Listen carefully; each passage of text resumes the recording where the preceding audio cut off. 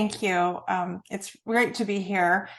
So, my husband Jim was diagnosed with a severe neurological decline about 4 years ago, and we began to try a lot of different modalities in an effort to help do anything to stop the decline. So, we went out of country 4 different times and got IV stem cells that didn't make any difference. We did hyperbaric chamber that actually think made things worse. We did ozone blood spinning therapy, hydrogen water. We revamped the diet and took out all the bad things from alcohol to Diet Coke to genetically modified foods, all of those things. And we added strength training and all of these efforts. We did a little bit of prescription meds, but not much because there's really nothing that's that great out there for that. And he was napping at this point about 3.5 hours a day, and then also falling asleep at 7 p.m. at night while we were going to bed at 8:30. So this was like a lot of sleep through the day, really disengaged from conversations. It was just too challenging and exhausting for him. I think he just couldn't make the words. He couldn't find the words. He would ask the same questions 7 times in 3 minutes. He was no longer even trying to be funny. And that's very much a part of his personality, is to be funny. It's huge for him. He was unable to whistle anymore, which he's just a brilliant whistler. Like, it's like a musical instrument. Drum. He had lost his sense of smell 15 years ago, which we didn't know then, but we now know is an early sign, early warning sign. He was not getting very good deep sleep, which is a very critical thing for the brain, since that's when the toxins get flushed and the brain cleanses. So we were working really hard on deep sleep, from red lights to, you know, making sure we didn't eat right before bed and all sorts of things. And that was not making any difference. We were still only getting about 15 minutes of deep sleep for him.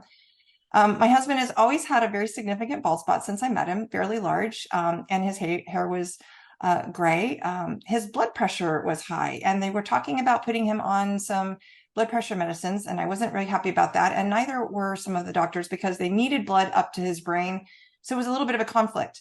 In fact, it was up to like 172/94 and 160/86. So pretty tough.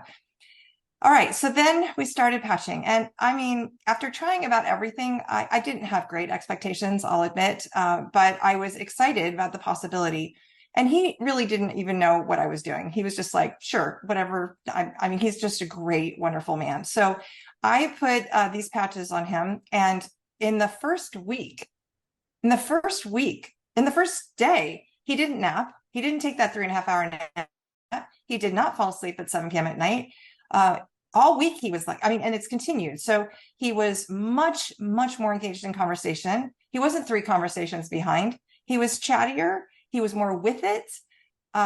He was not asking me the same questions 7 times in 3 minutes, which is a godsend, because that's hard to always act like it's the very first time you've heard it and be as patient as you'd like to be always.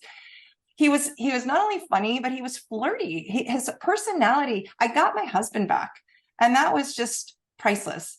The second week, he recorded the best sleep we'd ever had. And we record this every single night, and I look at it. It was an hour and 25 minutes of deep sleep. So we went from 15 minutes to an hour and 25 minutes of deep sleep. At the 10-week point, we discovered on a trip back from Father's Day spending in San Diego that he was able to whistle to the music again and drum to the beat again. And that was exciting.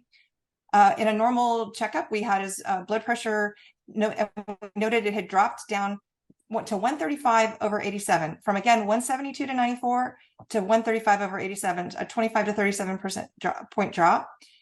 And then I also, this is just kind of a weird thing, but at the 4-month point, I noticed that he had a nodule about the size of a large marble underneath his forearm. It had always been there as long as I noticed, and then it just was gone. It just completely disappeared. So that was kind of interesting.